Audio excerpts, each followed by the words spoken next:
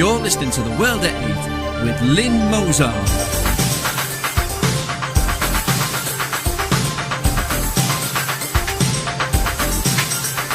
The World at 8, the number one in nationalist news.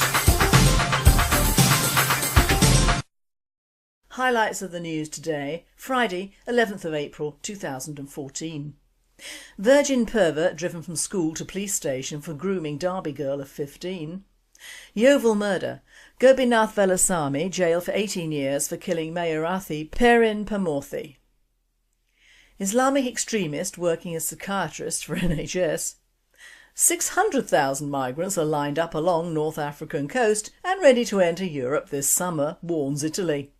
Norway, one cough away from a TB epidemic. Greece, Athens mayor candidates split on mosque referendum proposal. Nick Griffin MEP from the belly of the beast. US, Russia uses energy supplies to control Ukraine. Thought for the day, 350,000, is that all? And finally, the blonde mortician. UK news. Virgin pervert driven from school to police station for grooming Derby girl of 15. A virgin pervert groomed a profoundly deaf Derby schoolgirl over Facebook. Mohammed Raja arranged to meet the 15-year-old at the gates of her school and arrived at lunchtime holding a suitcase. But a friend of the victim and her sister, who were also at the gates, became suspicious, challenged him and urged him to get into their car as he tried to escape. Once inside, they told the 24-year-old they were going to take him home to Birmingham, but instead drove him straight to a police station where he was arrested. Raja was jailed for 16 months at Derby Crown Court, while the two girls who helped snare him have been awarded almost £1,000 from the public purse for being instrumental in helping bring him to justice. Jailing Raja of Ladypool Road, Birmingham, Judge John Burgess said, "Girls aged 15 are vulnerable anyway because of their age, but this girl was particularly vulnerable because of her profound deafness. You talked to her over Facebook about marriage and making her pregnant. You saw her on Skype and knew she was deaf because you could see both of her hearing aids. You are also an overstayer, and I imagine the immigration authorities will deport you back to Pakistan when you are released from prison. Having you deported is something I'm going to recommend. World at 8, and his rotten family as well. These things are rarely non-family orientated in their communities." Yeovil murder. Gobinath Velasamy jailed for 18 years for killing Mayurathi Perin Pamorthi. A callous killer has been found guilty of murder after police filmed him confessing at the scene and saying, "I hope she's dead, I'm happy she die." Gobinath Velasamy still had blood on his hands where his dramatic arrest was captured on a police body cam as he calmly told officers, "Some people are not eligible to be on this earth." Velasamy was handed a life sentence and must serve at least 18 years in prison. The Sri Lankan asylum seeker was caught within minutes of his brutal knife attack on victim Mayurathi Perin Pamorthi because a neighbour saw it through a ground floor window. Former shop worker Velasamy killed 32-year-old mother of one, Mayurathi, after going to the flat she shared with Raj, her new boyfriend, in Tudor Court, Yeovil, when she was alone on the night of August 6th last year. Horrified neighbour Bernadine Reid saw Mayurathi run to the window with her arms outstretched, shouting for help before Velasamy dragged her back and killed her. Mayurathi was stabbed so many times in the neck she died before police arrived, and a pathologist was unable to count the number of wounds. World at 8. And still the council say, "Fortunately, incidents such as this remain extremely rare in Yeovil, and this makes this tragic incident all the more shocking. People should feel confident that Yeovil remains a safe town in which to love, work and socialise. And the hidden message? Bring more immigrants in. Even this Sri Lankan unmarried had produced a child over here for benefits for the rest of its life." Islamic extremist working as psychiatrist for NHS. Doctor treating vulnerable patients is a senior leader of radical Islamic party that seeks to ban same-sex relationships and oppress women. A British doctor responsible for the care of some of the country's most vulnerable people can today be exposed as a senior leader of a radical Islamist party banned in several countries. Dr Imran Wahid is a consultant psychiatrist at the Birmingham and Solihull Mental Health NHS Trust, BSMHT, one of the largest of its kind in the country. He specialises in the treatment of sexual dysfunction, post-traumatic stress disorder, depression and obsessive-compulsive disorders, and also provides advice to courts in criminal cases on potentially dangerous individuals. But it can now be revealed that Dr Wahid is also a leading member of his ut-Tahrir, HT, which campaigns for an Islamic caliphate ruled by hardline Sharia law. Dr Wahid is named in the organisation's current media information pack posted online as its chief media advisor and one of its 6 leading members in Britain. World at 8. Is the BMA entirely stupid, or does being a head doctor count as different? European news.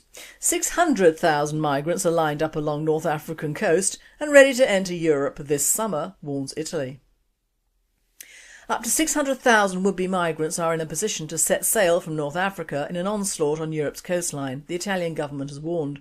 Italy, with its southernmost province just 80 miles from Libya, is the gateway for thousands of clandestine migrants washing up on Europe's shores since the Arab Spring left swathes of northern Africa in chaos.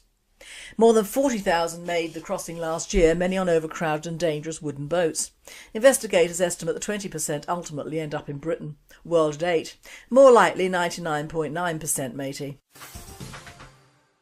Norway, one cough away from a TB epidemic. Tuberculosis is making headway in Norway. From 1996 to 2013, the number of new registered cases doubled, said Trudy Arnesen, chief physician at the Norwegian Institute for Public Health's Division of Infectious Disease Control. Norway almost managed to stamp out the disease with improved standards of living, better nutrition and more spacious housing, frequent examinations of the population and the use of antibiotics, including the vaccination of all school children with BCG, short for Bacille Calmette-Guerin, as of 1947. Although the disease mainly infects the world's poor, it is making a comeback in the richer countries. Oh, guess why? The outbreak is happening in the Nordic countries' European neighbourhood. London has been given the unfortunate reputation of being Western Europe's tuberculosis capital. World at 8. Don't you just love it? Greece. Athens mayor candidates split on mosque referendum proposal. Athens, Greece. Athens centre-left mayor Gorgias Kamanis says Greece has an international obligation to build a mosque in the capital, criticising a proposal by his main opponent in municipal elections next month to hold a city referendum on the project. Plans to build a mosque in the Greek capital have been delayed for more than a decade, with Muslim immigrants instead using makeshift prayer sites around the city. But the government has agreed to fund a project worth nearly €1 million at a former industrial site where a major redevelopment was planned. Kamenis, the front-runner in opinion polls for re-election on Monday, described the referendum proposal by Conservative challenger Aris Spiliotopoulos as a serious blunder. Spiliotopoulos, a former religious affairs minister, argued voters should have the last word. World at 8. I will have the last word. No mosques to be built ever out of a known Arab world. Ever. Belly of the Beast. I now hand you over to Nick Griffin MEP. I'm afraid I'm rather throwing this broadcast together today because I've been working all day on a different broadcast. That, of course, is the party political broadcast that we're entitled to our 4 minutes 40 seconds ration of democracy every couple of years, because yet again we're contesting a full slate of candidates in these European elections. Thanks to everyone who's standing in those. Thanks to everyone who's donated the money to make it happen.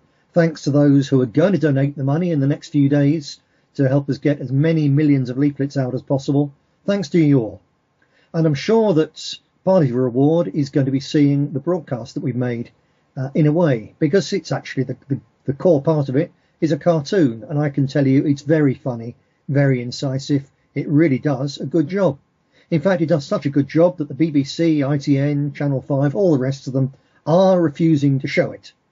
They're hiding behind claims that our cartoon might break the anti-free speech race laws. Actually, it's ridiculous because I know those laws very well. And as a matter of fact, the material in it isn't that different to what frequently appears in Little John's columns in papers like The Sun and The Mail. Except, of course, that it's us making these very effective points, and particularly that we're doing it in a much more sophisticated way than Little John does, because he just writes these things. We've written it, the message is being sung, and it's animated. It really is professional, and it really is groundbreaking. So, of course, they don't want you or millions of other British voters to see it. So we've had a succession of huge rows with the broadcasting people over the last few days, in fact, couple of weeks now. But in the end, they control what's shown, but they can't control how we can work to turn their decisions to our advantage. ITV has this afternoon come back confirming that they don't object to our telling people about the cartoon that we're now not allowed to show, and the fact that we're not allowed to show it. Isn't that nice of them? And their problem is that we've got a secret weapon. In fact, it's not really that secret anymore. It's the internet, and in particular, it's Facebook. Because our Facebook reach is now over 1.5 million likes and viewings and so on for a single good item, just for one clever, imaginative photo we ask people to share. And this is so much more than that. And that 1.5 million reach is rising rapidly. Let me give you a comparison. The circulation of the loss-making Guardian is 100,000. We really are streets ahead of these people and gaining on them all the time. And we'll be using our Facebook reach and the rest of our alternative mass media on the internet to promote this censored cartoon in an enormous way. It's going to be seen by millions of people. Another word of thanks, by the way, that a significant part of our rapidly growing internet reach is down to our online activist army. Thanks, boys and girls. What you do is a tremendous job. Those of you who aren't yet online activists, please sign up. It's easy to do and it's fun. And you can see from the statistics, everyone can see, even the Telegraph's noted it, it's having a huge impact. So keep it up and step it up. Looking in the papers today, when I had a brief time to go online, because I don't buy them, and I urge you, do not buy the papers. Go online and get it for free. It's killing them. Let's make that effective as possible. Tell everyone you meet, I don't buy papers anymore. Such a waste of money. I read it all online. Let's put those buggers out of business. They've tried to do it to us for long enough. But one of the most interesting stories today is the warning from the head of the Italian Navy that the influx of immigrants across the Mediterranean has reached, quote, biblical proportions, unquote. Italy's Interior Minister, Angelino Alfano, has warned that more than 500,000 migrants are right now ready to set sail from North Africa to come to soft touch Europe, of which, of course, the softest touch, with the exception of the silly Swedes, is Britain. Keep paying your taxes, folks. An estimated 6,000 Syrian and Eritrean migrants, including women and babies, have been rescued by Italy's Navy in the last 4 days alone. 6,000 in 4 days. And this is speeding up. Following the deaths of a number of would-be migrants not so long ago, Italy's improved rescue operation has, quote, created a boom in landings with up to 6 boats a day calling for rescue, often hundreds of miles from shore, says the Interior Minister of Italy. He says again, the Mediterranean used to be a peaceful lake. Now it's another Somalia, unquote. Since October last year, almost 19,000 migrants have landed on the Italian coastline, a tenfold increase on the year before. And it's believed that 1 in 5 continue on to the UK. Oh, well, that's what the British experts say, paid by the government. My guess is a damn sight higher than 1 in 5. But the important thing is the sheer number of those coming is going through the roof. As the minister said, it's biblical. Some of the old hands amongst you will remember the brilliant novel by Jean Raspail, Camp of the Saints, which in 1974 predicted precisely this invasion and precisely the same pitiful response from the establishment. He also predicted the quiet death of the white world with no reaction from anyone other than an elderly professor and a couple of army veterans. It's not going to be like that, you know. All over Europe, nationalist, patriotic and populist forces are growing in strength. Our combined vote in these European elections is going to be absolutely stunning. The idea that Europe, the nations of Europe, including Britain, are going to lie down and simply allow themselves to be invaded out of existence by the Third World, well, it made a good novel back in 1974, but it is not going to happen. There is going to be a tremendous fight against this. We're going to be part of leading that fight, and that fight is one that our people in the end are going to win, because we're fighting to preserve our own turf, our own territory, a future for our own children, and our people, once it starts, will fight like lions. Together with the gathering emerging financial markets crash, which is gaining strength, unseen, quietly outside of the posh papers' financial pages, it's coming. Together with that, this migration flood means the day of reckoning for the old system is on the way. Perhaps that's why the ruling elite are so recklessly pushing for war against Russia, because it's an ancient tradition of tyrants and tyrannies to divert attention from problems they can't solve at home by looking for fights overseas. As Gary Newman put it, they could give us a war just to keep us amused. By the way, if you're feeling in the mood for a classy bit of modern and slightly decadent music, do have a quick YouTube hunt for Gary Newman and Little Boots and their cover recordings of Venus in Furs and other Lou Reed and also Tube by Army tracks. Great stuff. Which of course now makes me a marked man in the eyes of the purists. Join the queue, chaps, join the queue. I'm off to Strasbourg by way of a pre-election campaign meeting in the southeast on Sunday. Strasbourg, it's the last plenary session of the entire Parliament. It's incredible how time flies when you're fighting a whole team of opponents hell-bent on your annihilation. It's been 5 years. They made up their minds when we won in 2009 that they would break me and destroy the BNP before the term was up. Well, I'm glad to say they failed. I've been there for the full 5 years, saying all sorts of things they really didn't want me to say. And in their worst nightmares in 2009, I doubt it ever occurred to them that my being an MEP would put me in the position to tip the balance against their planned war in Syria, which was itself intended to be the trigger for an even bigger war on Iran, and then on to the neutralisation of Russia. Because that, my friends, is the neocon game plan. It was all set out in detail for all to see in their Project for the New American Century, and they're still doing their worst to bring their crazy, criminal scheme to fruition. Fortunately, President Putin is a class act, well up there in a league of his own. So they haven't had their way. Once the election campaign is over, and assuming we get a gentle, quiet, not too hot summer, I'll settle down and complete the definitive study that shows that the failed war of political extermination waged against the BNP over the last 5 years has been orchestrated and no doubt funded by a little dedicated subsection, a wholly owned subsidiary of the neocon conspiracy to break and remake the world in the interest of US dollar imperialism and the criminals of the global Zionist elite, because that is the reality of the situation.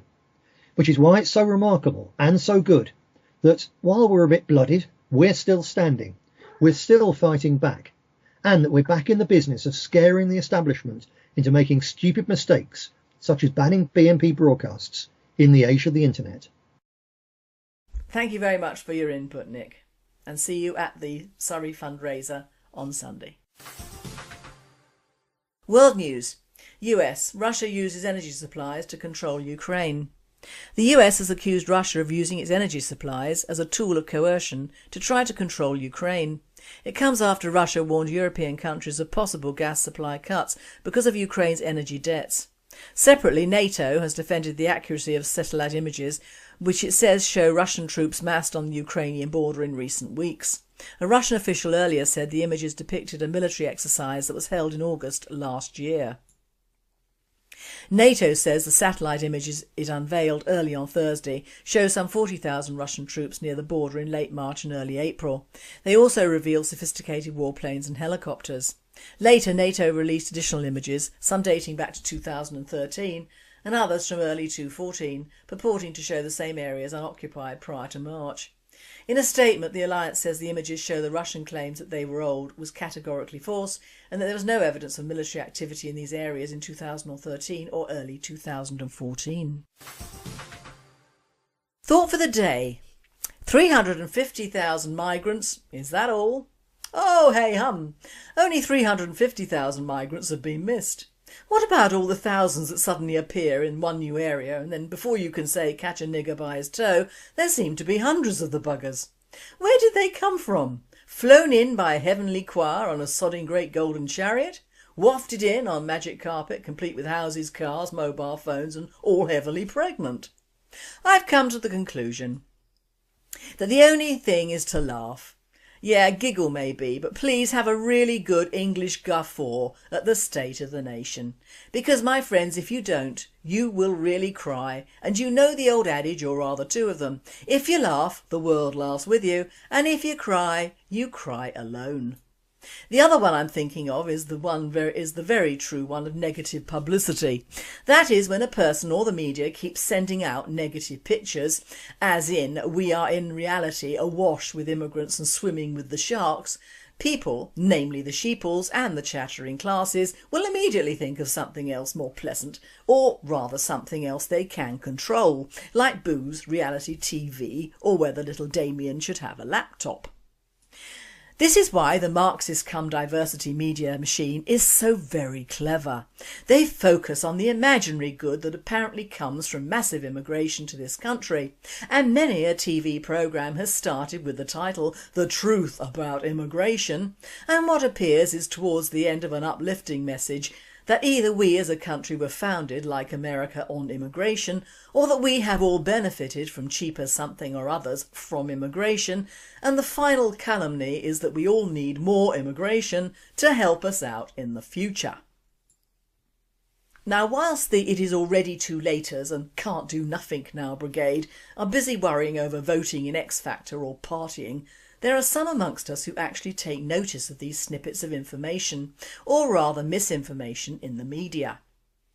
To say we nationalists only think of our country is wrong. I myself am thinking of me and my family when I read this crap and look around with my eyes open and not centred on the reduced counter at Tesco's, with the Nepalese security guard giving me the evil eye. He must have listened to the world at 8.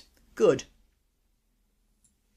When I was leaving the said supermarket the other day, I noticed, as you do, a trio of very black young women walking away. All were African, all were pregnant, and all had a couple of kids in pushchairs. They looked like the Black Mothers Union. Now, my point being, they were new migrants, all breeding, and no sign of a guy who was probably either at home on benefits or could be working, but unlikely down here.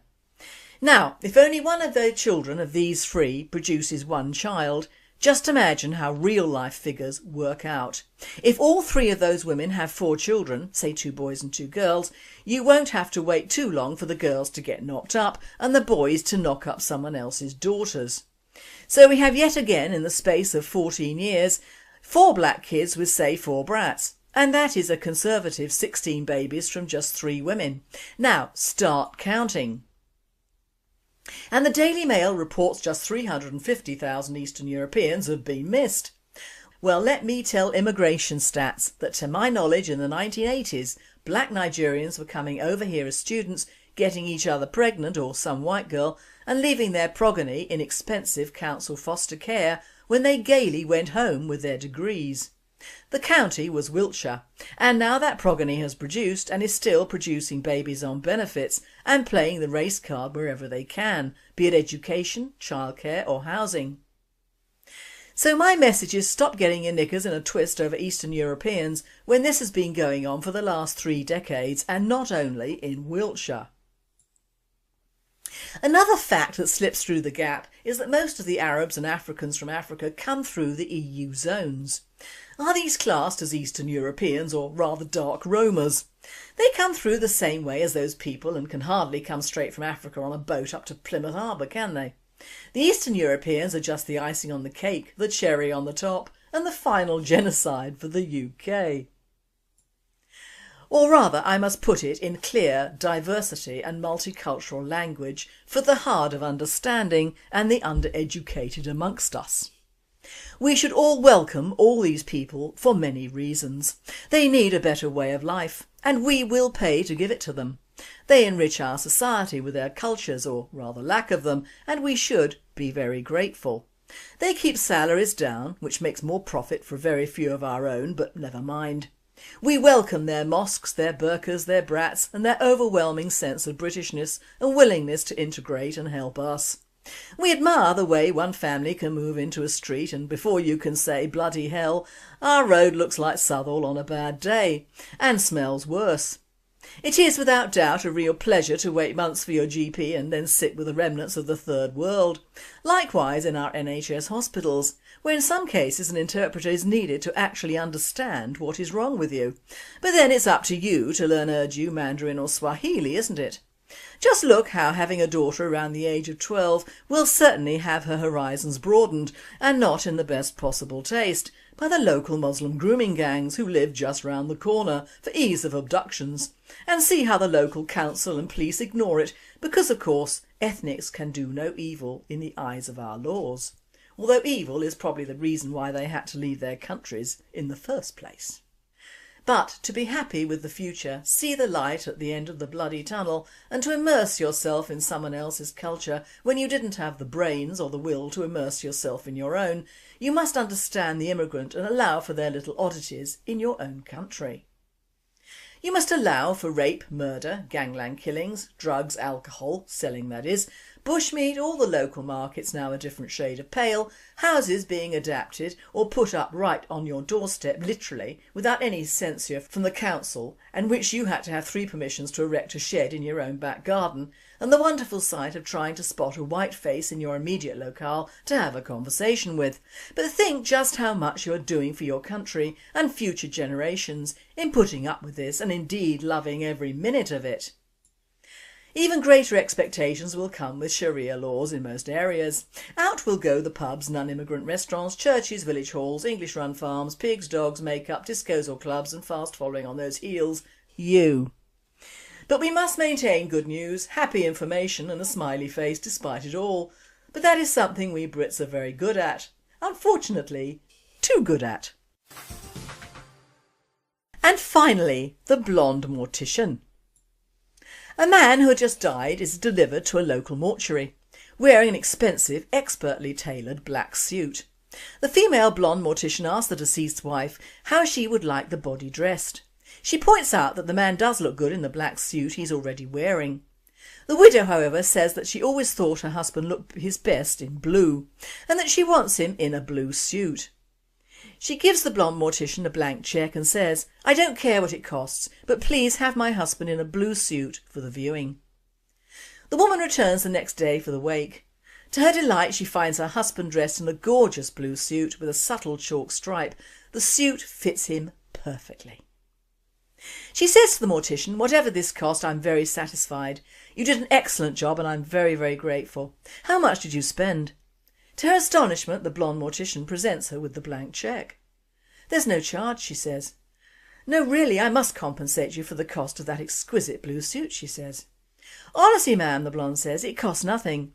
You see, a deceased gentleman of about your husband's size was brought in shortly after you left yesterday, and he was wearing an attractive blue suit. I asked his wife if she minded him going to his grave wearing a black suit instead, and she said it made no difference as long as he looked nice. So I just switched the heads." I bet you didn't see that coming. You've been listening to The World at 8. I am Lynn Mozar, and I and the team at World at 8 and Radio Britain wish you all a very happy and a very safe weekend.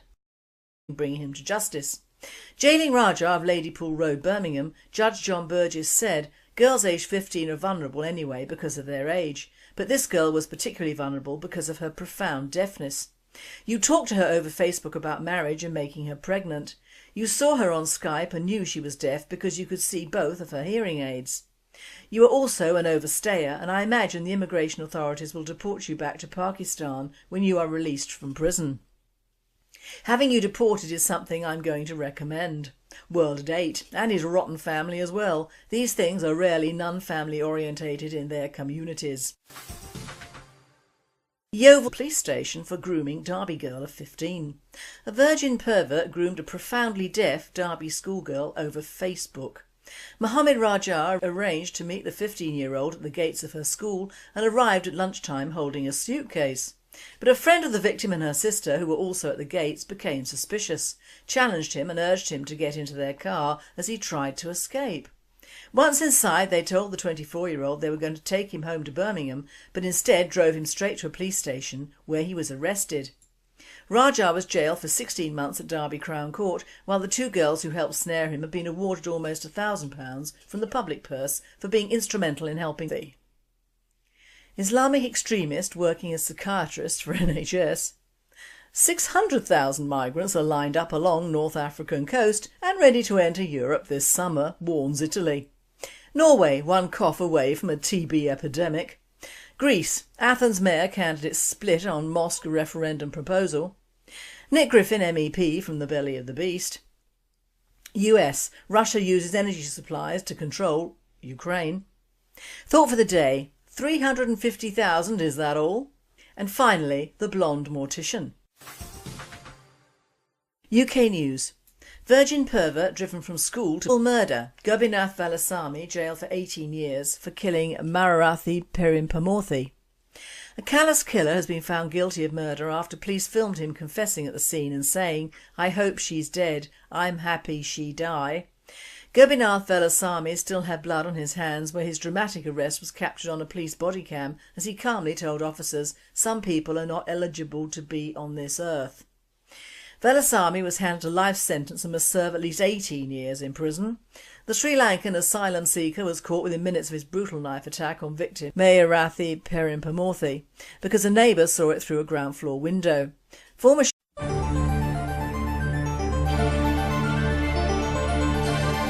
You're listening to The World at 8 with Lynn Mozart.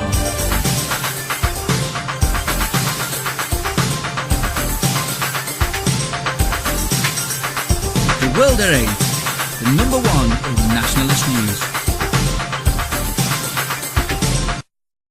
highlights of the news today, Friday 11th of April 2014.